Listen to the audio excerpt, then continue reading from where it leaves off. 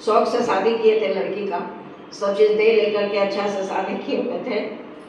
लेकिन वो लोग हम लोग को साथ बोलते हैं कि हमारी बेटी को कभी सुख से नहीं रखे, हमेशा इसको प्रताड़ित करते रहे, इसको कैरेक्टर पर लांछन लगाते रहे। लास्ट में कैसे कैसे करके हमको कुछ पता नहीं था कि क्या हो रहा है नहीं हो रहा है, डाइवोर्स इसका करवा दिए।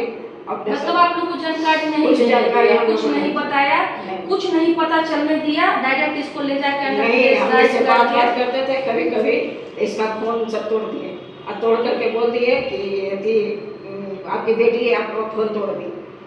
उसके बाद हम आपको बात कराएंगे, कुछ दिन बात कराया 5 मिनट के लिए, 7 मतलब मिनट हमारे समाज में ऐसा भी होता है क्या कि एक माता है, एक पिता है, और वो अपना मान सम्मान को देखते हुए करते हुए अपनी बच्ची को जितना भी शौक और मान तो सब कोई को होता है ना भाई, उससे ज्यादा ही कहीं इन्होंने दिया, और सब चीज देते लेते भर में भी मतलब इनका कहना है कि उस हैवान ने, उस क्या नाम बताइए बाबू, आकर्ष जैसे हैवान आदमी ने, उसका नाम इंसान तो उसको बोलेंगे नहीं, उस हैवान ने, वो हैवान पति ने इस लड़की के साथ तलाक का धब्बा दे दिया बिना किसी गलती के, बिना किसी कसूर के।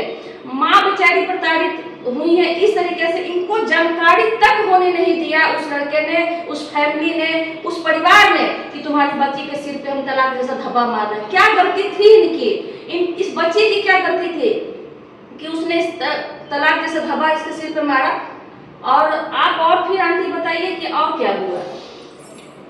उसके बाद बहुत हमको जब कुछ हाँ, इसको तलाक करवा दिया सब, हम लोग को कोई जानकारी नहीं हुआ, तलाक भी हो गया।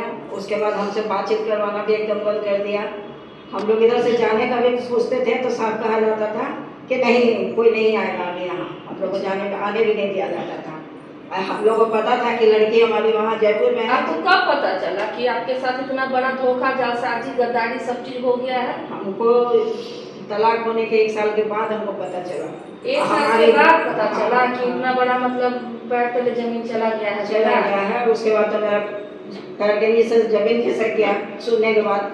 हमारी बेटी इस हालत में नहीं थी कि हमको कुछ बता सकती, वहाँ से आई थी, इतना इसको डराया हुआ था, धमकाया हुआ था सब, क्या करके कुछ नहीं बोली। हम बार बार उनके दरवाजा पर जाते रहे कि भाई कितना दिन लड़की हमारे घर पे रहेगी, तो बहाना करते रहे, झूठ सच बोलते रहे कि लड़का आएगा तो हम बेटू को बुलाएंगे, दोनों को बुला के बैठ के बात करेंगे। मतलब कभी आपको शक नहीं हुआ? नहीं, कभी शक नहीं परिवार जैसा ये लोग परिवार है, हर आदमी जब आप शादी करने के लिए आगे बढ़े होंगे तो कुछ आपको शक नहीं, कुछ ऐसा नहीं हुआ। सब बहुत अच्छा से मिलता जुलता था, सब बहुत बढ़िया से रहता था। और नहीं तो उस बीच क्या किया कि इससे 30 करवाया लोग, इसके साथ। किस बीच में? वही तलाक हो गया था, उसके बीच यहाँ भेज दी, हम लोग को पता नहीं चले, इसके लिए इसे 30 करवाया। मतलब तलाक के प्रोसेस होने के बाद जब ऋतु अपने घर आ गई तब इसे तलाक मतलब 30 व्रत करवा रही थी, करवाई, बहुत सावित्री पूजा करवाई।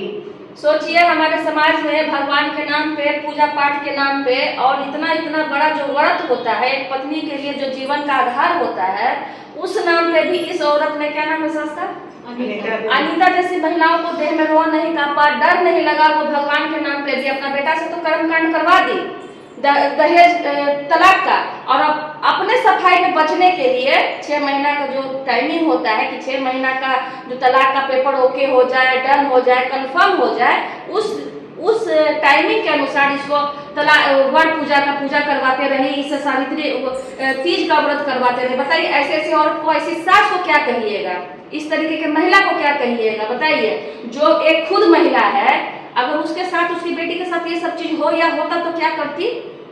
उसको शर्म लगना चाहिए और उसको सोचना चाहिए, समझना चाहिए कि एक आंख बंद करता है तब बहू घर में बसती है, एक आंख दबाता है तब घर में बहू बसती है, नहीं तो बहू नहीं बसती है। ये तो खुद औरत की औरत एक दुश्मन होती है, वही सास जैसी है।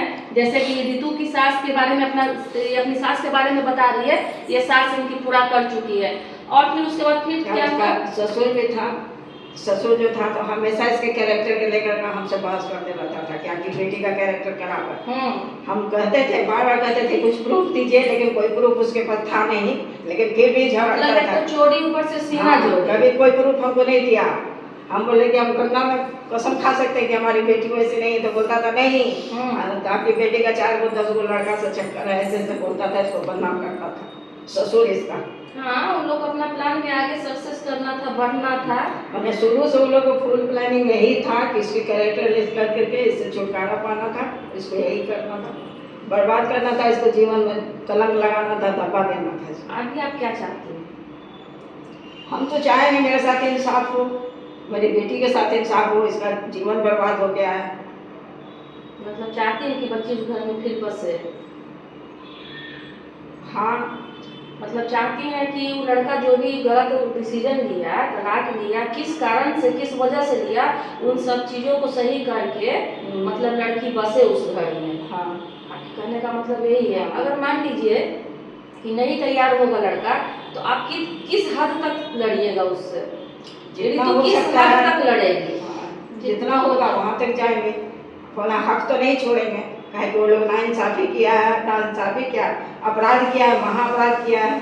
बात तो सही, अपराध नहीं महाअपराध किया है, तो जैसे वही तो आपको मतलब झुकाने के लिए, दबाने के लिए, कुछ न कुछ अपना जालसाजी को मतलब पुख्ता मजबूती देने के लिए कुछ न कुछ तो अपने तरफ से रखा होगा ना जवाब। तो आप उसके लिए किस तरीके से तैयार हैं? हमसे जो बन पड़ेगा हम लड़ेंगे, करेंगे। ऋतु, अगर वो लड़का अभी जो तुम्हारा पति है, हैवान पति, वो अगर ये वीडियो देखेगा तो उसको क्या तुम बताना चाहोगी, क्या उससे बोलना चाहोगी? उसको सिर्फ सजा देना। सजा दिलवाना चाहती हो कि जी उसको, मैंने तुम्हारे साथ जो भी जितना भी हाँ। बड़ा अपराध किया है, जितना जितना जो कुछ भी है। हम उपहार जो भी दिए